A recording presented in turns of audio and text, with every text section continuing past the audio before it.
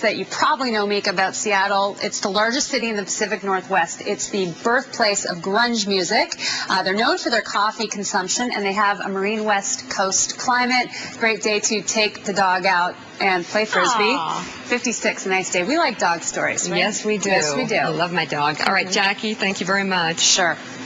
The joke in political circles has always been that politics is the Hollywood for ugly people. I've never said that, but the folks at the Hill newspaper have managed to find a way to counter that, putting out their annual list of the 50 most beautiful people on Capitol Hill. Joining us now, Patrick Gavin. He writes the Yeas and Nays column for the Washington Examiner. Patrick, thank you very much for joining us. Thanks for having me. This is a funny story. It is funny, and I think you're right. There is this reputation that Washington is, Hollywood for ugly people, and there's some truth to that.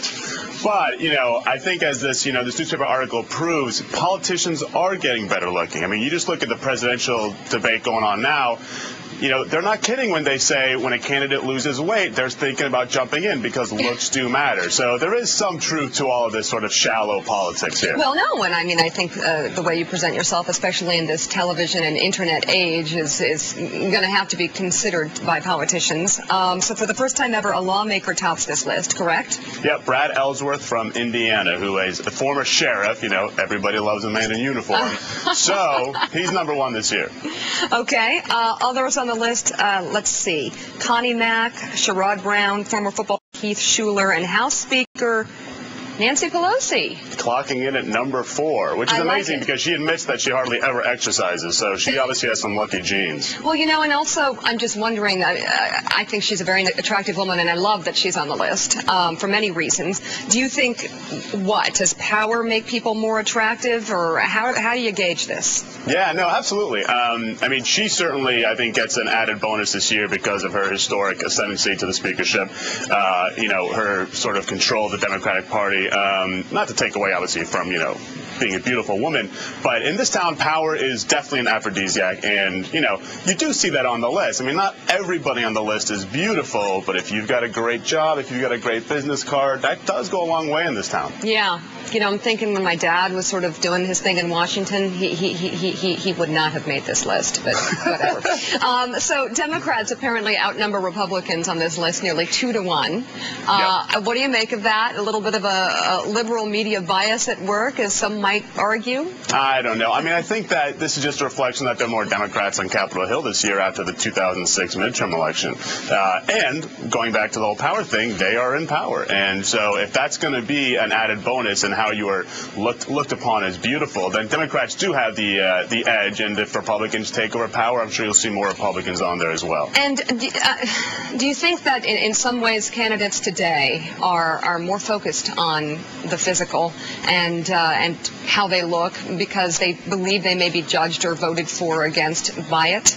Oh, yeah, absolutely. I mean, that's certainly true. You see it throughout the candidates. I mean, like I said before, candidates want to lose weight before they run into the race. I mean, just look at the field now. I mean, everybody worries about Hillary Clinton's clothes or, Rudy Giuliani's balding or Fred Thompson's weight or Al Gore's weight or anybody's weight. And so, I mean, because, TV, internet, YouTube thing, it is such a multimedia job at this point.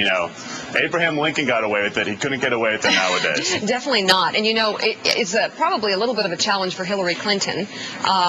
There was a Washington Post article that I saw yesterday during a segment on her cleavage, which, so I think there's still some issues that need to be worked out here when it comes to sort of women in politics and how they are judged. It just seems a little unfair. Yeah, I mean, I'm not sure what the male equivalent of that article would be. Yeah, I don't want to know. And what it was, I don't think you want to know, and the Washington Post wouldn't print it. So. Yeah. All right, Patrick Gavin writes the Yeas and Nays column. We really appreciate it. Thank you very much. Thanks for having me, Mika.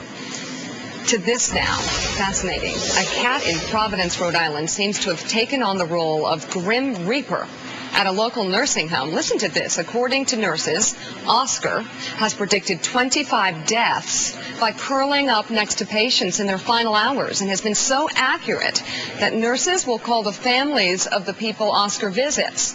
A visit from Oscar usually means the patient has about 4 hours to live. Nurses say the families appreciate the company Oscar gives to their loved ones and that he's even been awarded with a plaque.